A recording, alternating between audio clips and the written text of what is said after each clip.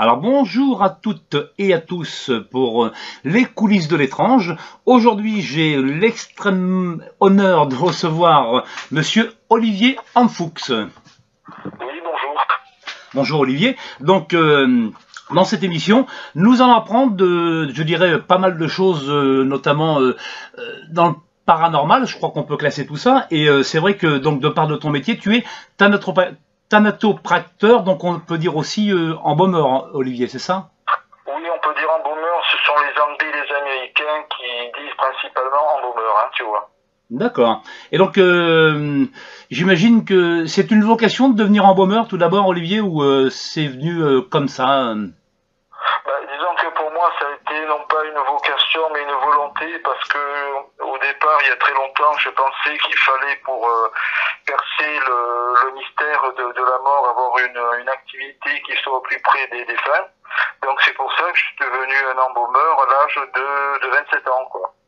Après, j'ai travaillé en France, en Angleterre, et dans le cursus de ma vie professionnelle, je suis rentré dans une entreprise américaine qui actuellement m'emploie pour pour la recherche, la conservation de restes humains de personnes décédées lorsqu'il y a des tremblements de terre, des tsunamis, des accidents d'avion dans le monde entier. C'est mon activité principale actuellement, quoi. D'accord, oui, je crois savoir aussi que pour rebondir à l'actualité, tu reviens, je crois aussi, il y a très peu de temps d'ailleurs, sur un de ces accidents d'ailleurs, hein, je crois, Olivier. Oui, bien sûr. Mais comme mon activité par moment est classée secret, quelquefois on a un saut du secret, un peu comme l'accident d'avion Germanwings, sur lequel j'ai été employé pour une partie du processus, quoi. Bien sûr. Alors j'imagine que au tout début, quand on a 27 ans et qu'on commence à pratiquer, je dirais, ce métier, ça va pas être évident quand même. Faut quand même avoir le cœur solide quand même, hein, franchement, Olivier. Alors déjà, il faut avoir, comme tu dis, le cœur solide. À la base, il faut de la volonté. Donc on est là pour apprendre, pour exercer le métier. Mais lorsqu'on est au début, on ne sait pas vraiment si on va savoir travailler, si ça va pas être trop difficile mentalement. Et surtout, on ne sait pas si ces manifestations qui viennent de l'au-delà, on va les voir ou pas. Ce n'est que le temps qui permet, étant au plus près des cadavres, parce qu'une personne qui est décédée, ça devient un cadavre, que l'on peut voir ces manifestations venant de l'au-delà. Oui, et c'est dont le but, je dirais, de cette émission, c'est vrai, Olivier. Ce que je trouve extrêmement intéressant en toi, d'ailleurs, j'ai la chance parce que tu as écrit aussi un livre qui parle, d'où le titre Les confidences d'un embaumeur, donc entre mes mains, c'est ça, Olivier. Donc, et c'est vrai que tu donnes beaucoup d'anecdotes croustillantes par rapport à ça, donc nous allons le voir un petit peu plus loin, c'est vrai. Et donc, donc forcément, pas un métier évident. Est-ce que c'est un métier d'ailleurs que tu partages avec d'autres praticiens comme le tien? Est-ce que c'est évident d'en parler de tout ça quand on vit des manifestations, des choses comme ça, avec d'autres du même métier, pardon? Alors dans le genre du même métier, ce n'est pas parce qu'on est un embaumeur que l'on va voir des manifestations paranormales à la base. Bon. Il faut avoir cet aspect qui permet une communication. Bon. Ce ne sont pas tous les embaumeurs qui peuvent voir les manifestations de l'au-delà.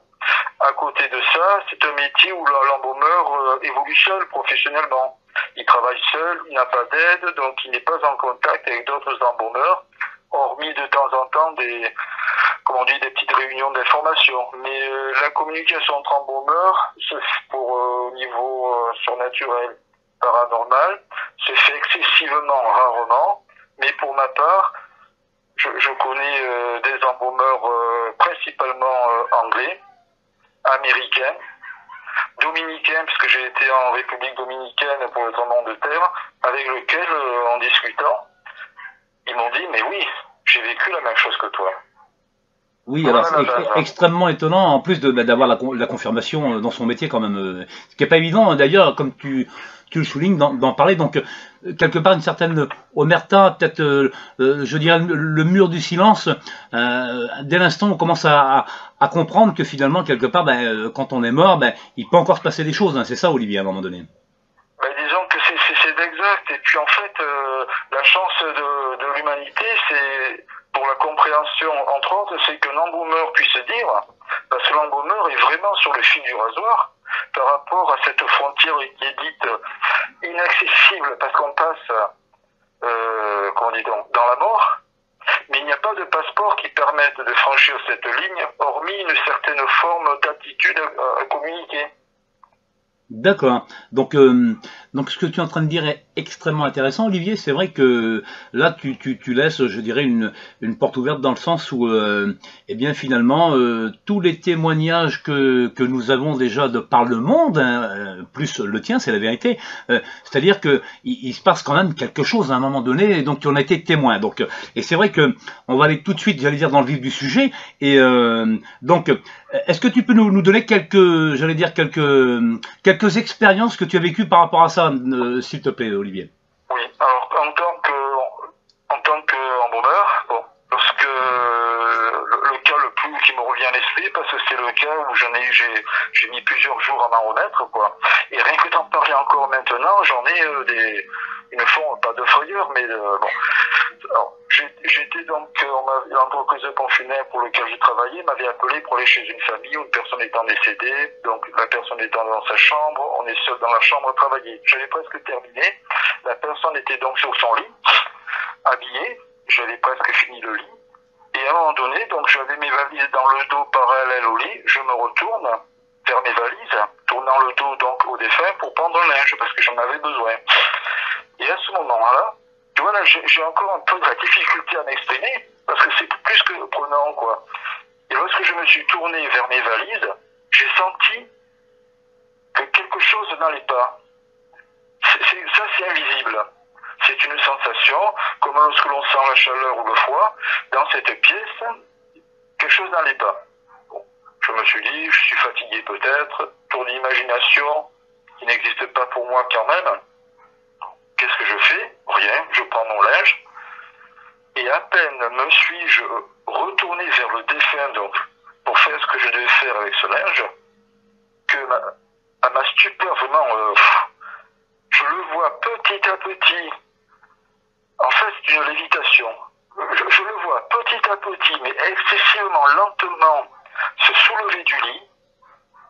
Alors, c'est une personne qui faisait plus de 80 kilos, dans un silence le plus glacial, et il s'arrête au niveau de mes yeux. Alors là, j'avoue franchement, je ne bouge pas, je n'ose pas bouger, parce que moi, dans ma tête, à cet instant-là, je me dis, si je bouge, je vais interférer, je ne sais pas comment, le pourquoi du comment, mais dans ma tête, je me disais, je vais interférer sur ce phénomène, c'est plus que surnaturel, quoi, ce phénomène que je ne comprends pas, il va se passer quelque chose de négatif pour moi. Donc je ne bouge pas, mon cœur se met à battre comme si comme si je faisais un marathon, que je sois essoufflé. Ça dure quelques secondes, donc il faut bien voir là que je suis seul, la porte de la chambre est fermée, et ce corps qui s'est soulevé au niveau de mes yeux ne bouge plus.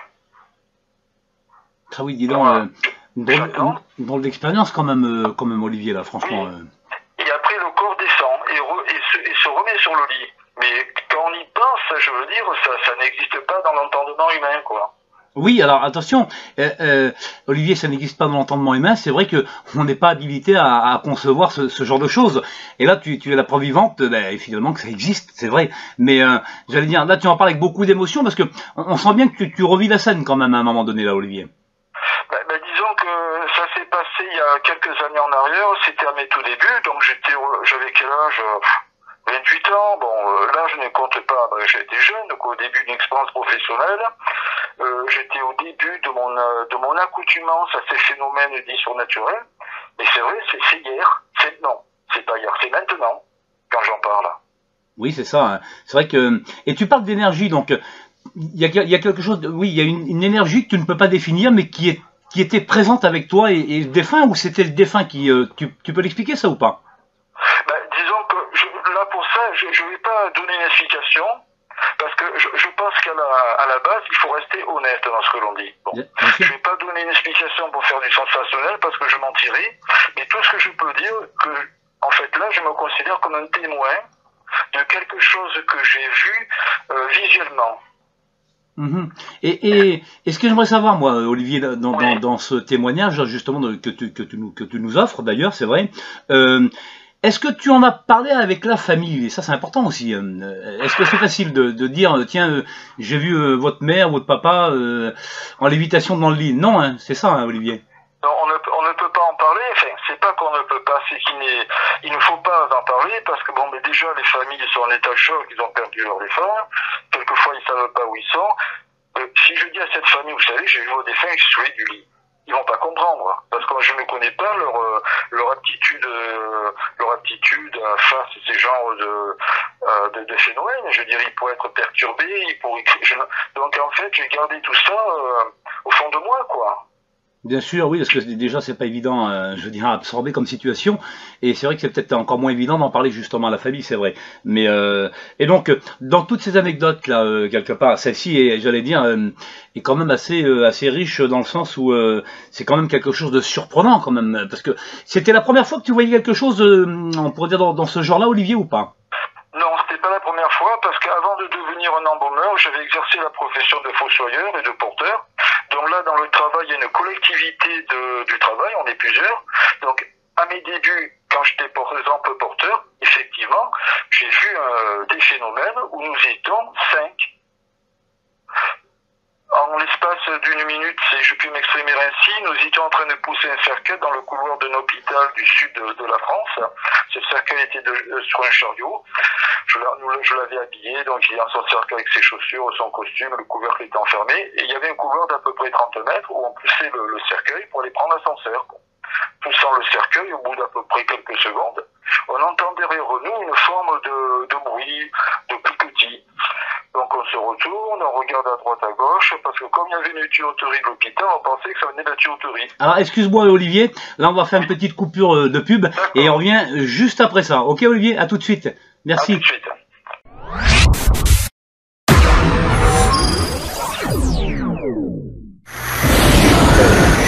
José Bouillon, les coulisses de l'étrange.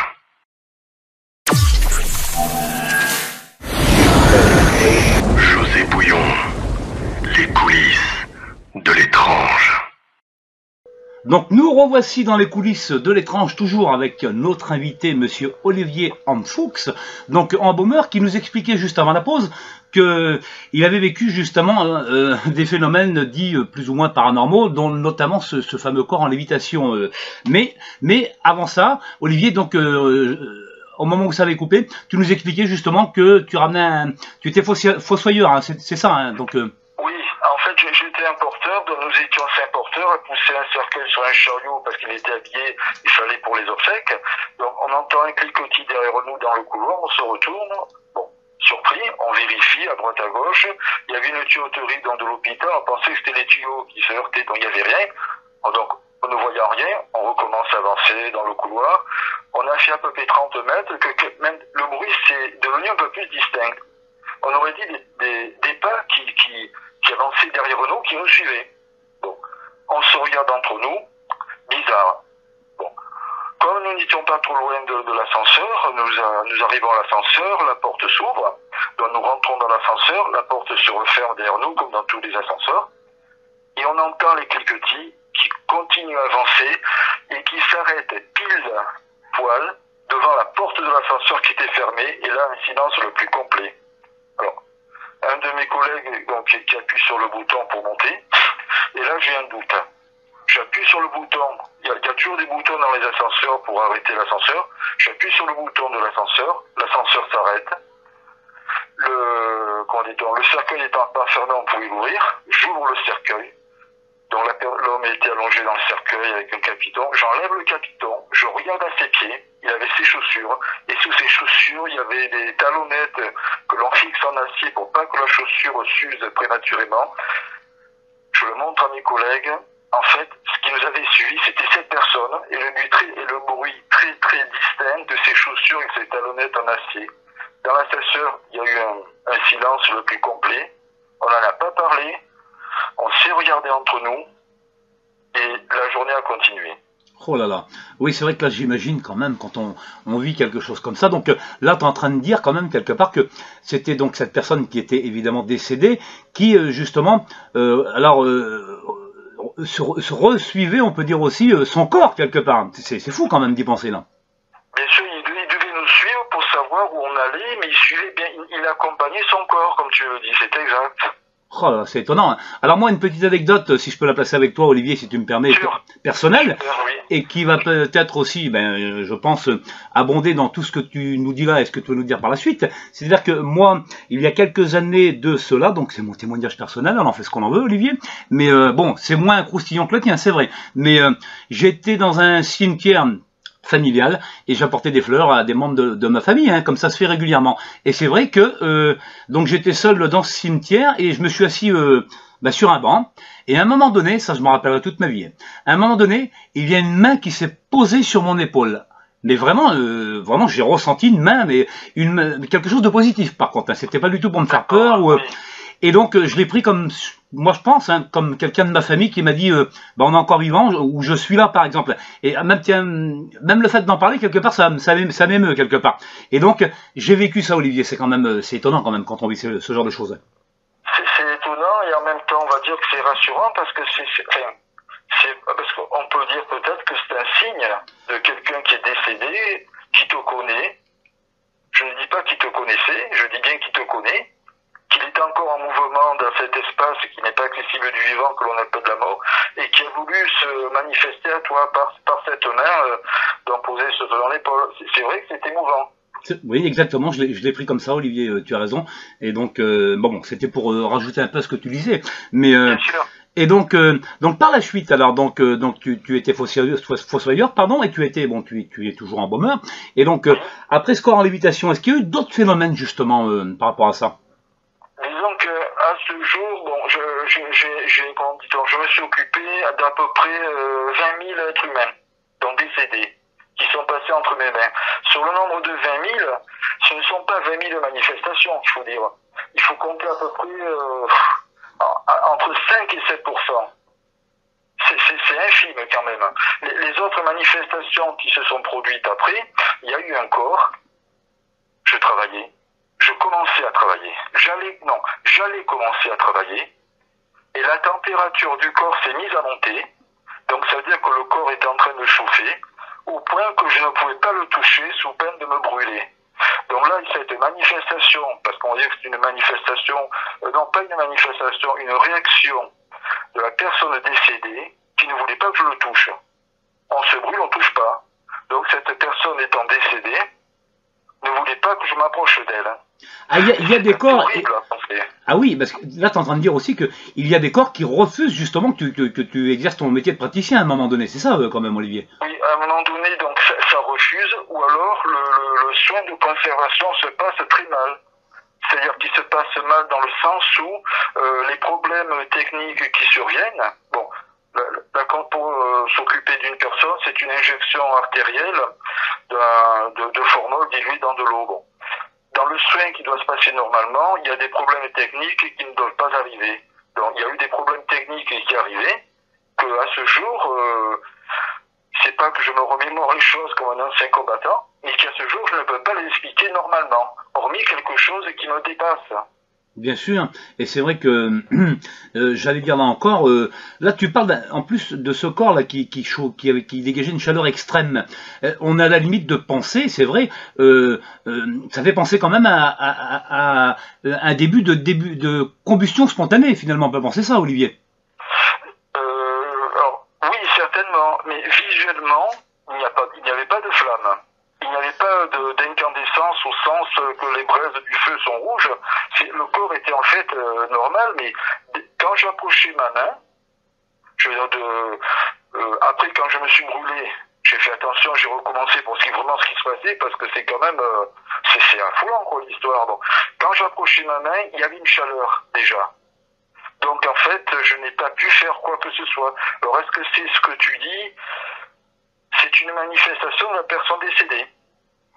Étonnant, étonnant, et c'est vrai que... Et donc la science dans tout ça, là, la science, j'imagine, n'accepte pas du tout et ne croit pas à ce genre de témoignage, en fait, hein, Olivier. Oui, alors en fait, je suis toujours très hostile à la science, dans le sens où la science peut-elle, on dit toujours, apporter une explication à ces phénomènes qui ne sont pas de notre dimension, qui ne sont pas de l'entendement humain.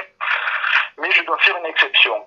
C'est-à-dire, j'ai découvert un type, je m'exprime vulgairement, un chercheur de haute volée qui a découvert que dans le corps humain, il y a des cellules vivantes qui renfermeraient l'esprit. Et que, là on approche le côté quantique, et que lorsque la personne décède, ça part, mais c'est en fait comme un disque dur que l'on pourrait appeler la conscience, qui continue à évoluer après la mort physique. C'est cette partie non altérable de la personne humaine, quoi. Oui, donc là, j'ai dû reconsidérer, parce que moi, je suis à l'écoute de tout le monde, hein. Du plus pauvre comme du plus riche, plus du plus pauvre que du riche, de l'inconnu que du connu, parce qu'il faut absolument échanger les idées sur la mort pour avancer, quoi. On n'est plus au Moyen-Âge maintenant. bien sûr, et c'est vrai que grâce à des gens comme toi, déjà même dans cette émission, si ça peut apporter, je dirais, quelques preuves nécessaires, j'allais dire, sur justement quelque chose qui est quand même tabou, parce qu'on parle quand même de la mort à un moment donné, Olivier, là, c'est vrai. Oui, la base c'est la mort, mais il faut aussi voir que moi, dans tout ce que j'ai vu de ces manifestations, tout ça, à la base il y a un métier qui dure. Il y a beaucoup de personnes dont je me suis occupé, des enfants en bas âge, bon, des personnes âgées, des personnes qui ont été assassinées. C'est comme cette femme enceinte qui allait acheter un landau parce qu'elle allait mettre au monde une petite fille, qui s'est fait assassiner dans la rue de plusieurs coups de couteau dans son ventre. De ça a découlé des manifestations dites surnaturelles. Donc, moi, mon quotidien, ça a été... je dis ça a été, et je dis maintenant c'est, des personnes de toutes conditions qui sont mortes, bien évidemment, n'importe où, quoi, n'importe comment. Et les manifestations surnaturelles sont quelquefois aussi bien instantanées que cruelles à supporter. Bien sûr, parce que j'imagine quand on voit, comme tu dis, surtout un enfant, quoi. C'est vrai que quand on voit un enfant, à mon avis, c'est ce qui doit être le plus dur quand même, à un moment donné, hein, Olivier. Alors pour moi, je vais te paraître, je ris, mais je ne ris pas là. Je vais te paraître peut-être insensible, mais ça ne me fait rien, parce que moi, ma base, c'est quoi par rapport à tout ça? C'est la compassion, l'abnégation. Si je mets autre chose, si je dis je suis fort, j'ai un bon mental, un jour ou l'autre ça va s'arrêter, mais là nous sommes en dualité, et la dualité n'est jamais bonne, n'est pas bonne du tout pour l'approche de la compréhension de la mort. Si je reste en approche ternaire, basée sur la compassion, l'abnégation de soi, parce qu'il faut, dans la mort, si l'embaumeur ne renonce pas à lui, il va rester à côté de tous ces phénomènes. Donc c'est vrai que tu me donnes l'occasion de m'exprimer, je peux transmettre ce que je sais. Et si quelqu'un sait quelque chose, qu'il te contacte, et après tu pourrais me recontacter. Bien sûr, puisque je pense qu'une foule de témoignages va forcément abonder à un moment donné, puisque dans ce que tu viens de dire, d'énumérer, ça va forcément parler à quelqu'un à un moment donné, c'est sûr. Mais donc, j'allais dire dans ta classification, puisque donc en étant embaumeur, j'allais dire, il n'y a pas de distinction face à la mort, c'est ce que tu nous dis à un moment donné. Mais par contre, ça t'a apporté, je dirais, quand même dans ton métier, une ouverture d'esprit dans le sens où tu es beaucoup plus proche des gens aussi quelque part maintenant. C'est ça aussi, Olivier? Oui, voilà, c'est ça. En fait, par la mort, je suis allé pour comprendre la mort. J'ai compris la véritable nature, en fait, de l'être humain. En fait, on accède à la mort par la véritable compréhension de la nature de l'être humain. Bon, quand on vient au monde, on hérite de quelque chose, on est plongé dans un milieu ambiant qui n'est pas très très bon pour la vie. Si on arrive à comprendre comment est l'être humain, vraiment, il faut savoir que l'être humain tel que tu le vois dans la rue, bon, peut-être que les gens ne le voient pas, l'être humain émet de la chaleur. Donc autour du corps, quelques centimètres, il y a de la chaleur qui émet, hein, et ça doit se voir. Et il y a d'autres fonctions qui existent, qui font partie de l'être humain, comme le cerveau, comme les bras, que l'on ne voit pas, mais que si on se dit, ah oui, Olivier Enfous, qui en parlait à la radio, là, dans les coulisses de l'étrange, il a dit qu'il y avait quelque chose d'autre qui existait en l'être humain, et que c'est par ça qu'on pouvait voir sur la mort. Bien sûr. Et oui. Effectivement, c'est comme ça que ça peut se dérouler.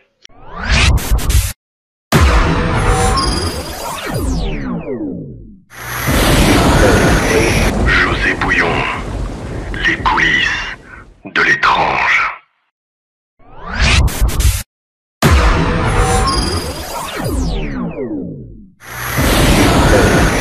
José Bouillon, les coulisses de l'étrange. Nous voici revenus dans les coulisses de l'étrange avec notre invité, donc Olivier Hanfuchs, donc embaumeur de métier, par laquelle il lui arrivait, comme on l'a vu avant, je dirais, quelques péripéties. Donc Olivier, encore d'autres cas, j'imagine, de phénomènes plus ou moins, on pourrait classer paranormaux là, à ce moment-là. C'est ça, Olivier? Oui, là, j'ai encore en l'esprit quelque chose qui s'était passé il y a un petit moment, là, enfin un petit moment, il y a quelques temps, quoi. J'étais dans en fait une morgue d'une entreprise funèbre où il y a les casiers réfrigérés, tout ça, quoi, les ustensiles, les appareils. Et j'étais en train de travailler, donc j'étais seul, on était en plein mois de juillet ou d'août, quoi. Bon. J'étais dans une pièce isolée et j'étais à la moitié du travail. Qu'est-ce que je sens toujours cette sensation que j'ai, quelque chose qui est en train de se passer, mais que je perçois quoi, au fond de moi, quoi. Comme on sent l'humidité, comme on sent le froid venir, on le sent. Je sens quelque chose. Je continue à travailler, donc et à un moment donné, du blanc. En fait, ce qui se passait dans la pièce, c'est que les objets, les ustensiles, le chariot pour mettre les cercueils était en train de se couvrir d'une mince pellicule de givre et tout l'intérieur de la pièce était en train de se recouvrir d'une mince pellicule de givre, de choses qui étaient blanc, quoi, semi-épais, même mes valises qui étaient à côté de moi. Et on était en plein mois de juillet ou de août, quoi. Alors, c'est impensable encore, ça. C'est vrai que là, j'avais un peu plus de recul d'expérience. Donc, j'ai pris ça d'une façon un peu plus neutre, parce que devant les phénomènes paranormaux, il ne faut pas se projeter, parce qu'on ne va y voir que soi-même, que ses propres peurs, ou que ce qui vient de nous, mais être très très loin du cœur du phénomène paranormal. Il faut toujours rester neutre. Toujours rester neutre, et c'est vrai que ça va pas être évident quand même quand à chaque fois qu'on le vit quelque part. C'est différent à chaque fois quand même, c'est ça, Olivier? Ah oui, c'est différent. Et puis le matin, quand tu te lèves pour travailler, tu sais pas ce qui va se passer. Si seulement il va se passer quelque chose, s'il va y avoir une intensité, parce qu'il y a des phénomènes paranormaux qui sont d'une violence inouïe. J'étais un simple porteur, donc je m'étais occupé de 2 enfants en bas âge. Hein, bon. Je les avais habillés, je les avais mis dans leur cercueil, des petits cercueils blancs, 5 ans et 10 ans. C'était pas très grand tout ça, le pauvre. Il y avait la grande sœur, 10 ans, qui était pas plus grande que le petit frère de 5 ans. Il avait fallu leur enlever leur pyjama avec des petits oursons, tout ça. Bon. Et je les amenais donc seuls dans le corbillard pour l'église, pour la préparation de l'inhumation. Bon. Et à un moment donné, qu'est-ce que j'entends? Je roulais, j'entends des cris d'enfants. Et je me suis dit, bon sang, c'est pas possible, ils n'étaient pas morts. Le médecin, alors là, ça s'est passé en quelques secondes, j'ai mis dans ma tête. Le médecin, il a rien vu, il a pourtant fait les tests nécessaires pour s'ils étaient morts, il y a eu le froid de la conduite du frigo, ils sont pas morts. Je pile le corbillard, je me mets sur le bas-côté rapidement, je cours à l'arrière ou j'ouvre le rayon arrière du corbillard, et je regarde les cercueils, et je mets mes mains sur les cercueils, parce que je me suis dit, ils sont pas morts, c'est pas possible, ils crient, ils étaient en train de hurler. Bon. Et j'essaie de sentir, tu sais, quand quelqu'un se libère, tu vois les vibrations. Bon. Et là, il n'y avait rien. Je dis, c'est pas vrai. Alors, je mets même mon oreille sur le bois du cercueil pour entendre un bruit, fût-il minime. Bon, il n'y avait rien. Bon. Je reconduis tout ça, et à un moment donné, ça recommence. Et là, je me dis, il y a quelque chose qui n'est pas normal. Ce n'est pas vrai qu'il crie à ce point, parce que j'ai bien crié tout ce qu'il fallait pour être sûr. Donc là, je me suis dit, j'ai continué mon chemin, et je me suis dit, c'est quelque chose qui me dépasse complètement. Les cris ont duré quelques temps, quelques secondes. Quand je dis quelques temps, c'est quelques secondes. Puis ils se sont arrêtés. Oh là là. J'étais dans un caveau où il fallait absolument, j'étais embaumeur débutant, donc comme il y a peu de personnel dans l'entreprise, il fallait aider le fossoyeur en titre. C'était dans les Alpes-Maritimes en France. Et on m'a dit, il faut aller vite nettoyer un caveau parce qu'il y a une inhumation. Bon. Donc je vais là-bas, le fosseur me tend une paire de bottes de pêcheur. Je comprends vite, le caveau étant inondé, il fallait tout sortir, les cercueils éclatés, les restes humains qui naviguaient dans l'eau. Donc je descends dans le caveau et j'aide le fossoyeur en type. Donc je m'étais mis torse nu pour résister à la chaleur. Bon. Le spectacle, dans l'obscurité la plus complète, hein, le spectacle, bon. À un moment donné, j'étais passé par une petite ouverture de 1 mètre sur 1,50 m, c'est là où on met les plaques pour fermer l'entrée des caveaux, quoi. Et à un moment donné, il y a le noir. J'ai bon sang.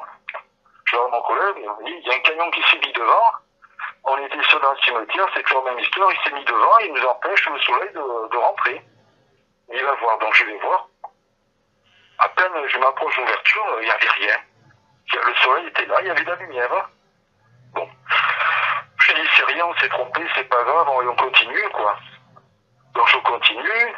C'était un travail épuisant, quoi. L'eau était jusqu'à au-delà de la moitié de nous, du corps. C'est pour ça qu'on avait des boches de pêcheurs, tout ça. Et les grognements, et là, à un moment donné, alors là,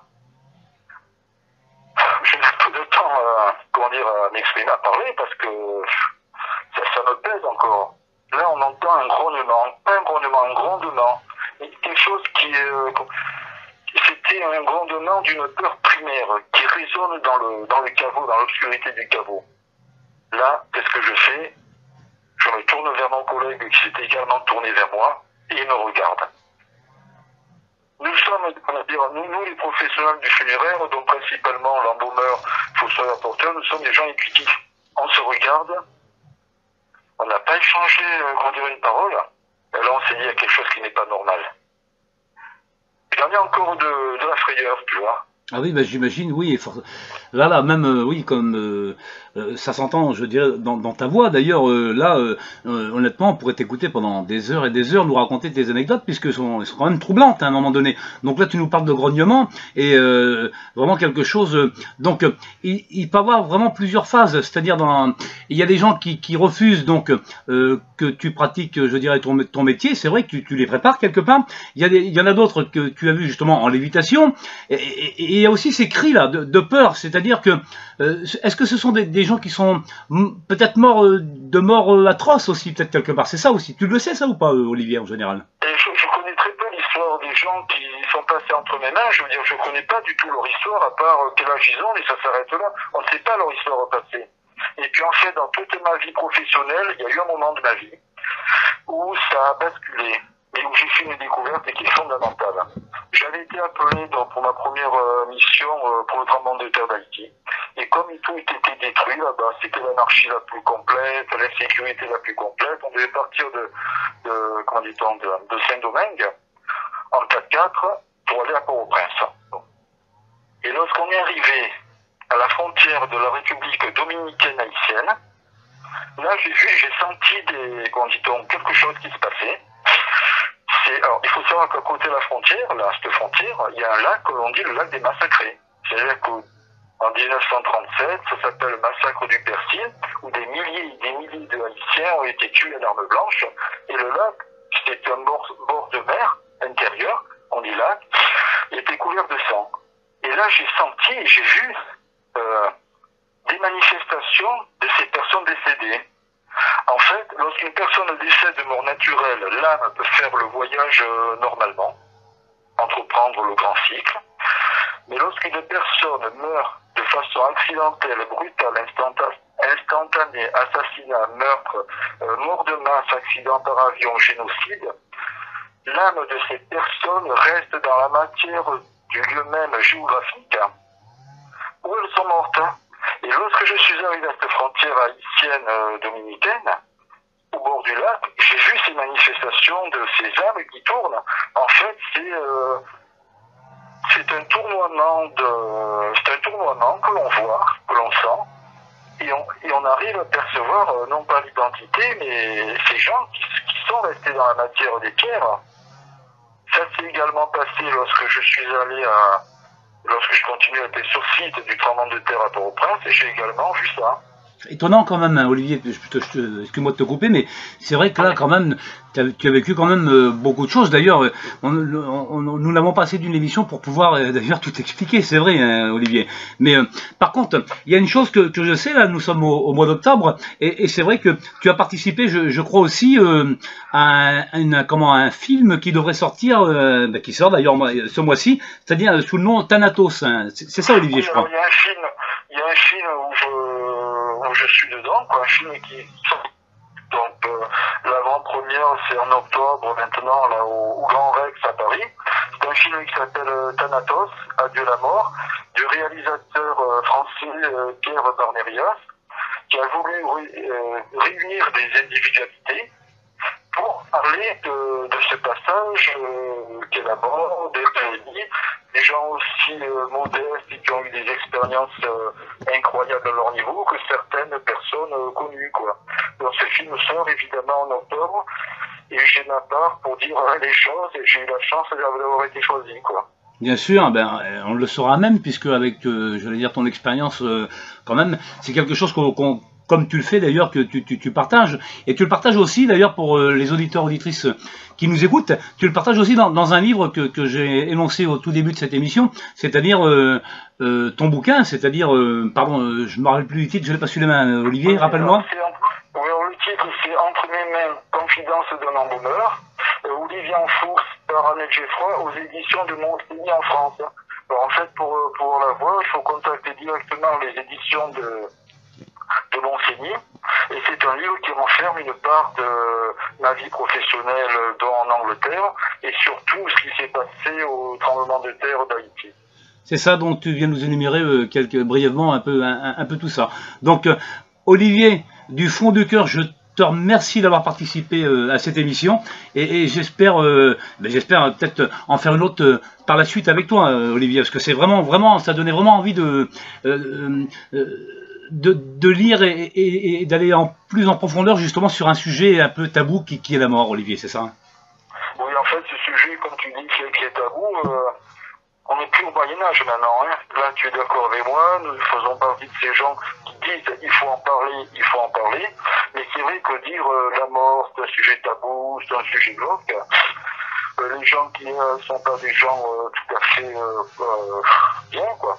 Mais dire ça sur la mort, c'est tabou, tout ça, mais c'est aussi grotesque que de mettre un procès verbal pour excès de vitesse 24 heures du Mans en France, là. Bien sûr, Olivier, bien sûr, mais tu as raison. Et c'est vrai que donc ça fait bouger les lignes. Donc pour tout ça, je te dis merci Olivier et à très bientôt. À très bientôt. Au revoir.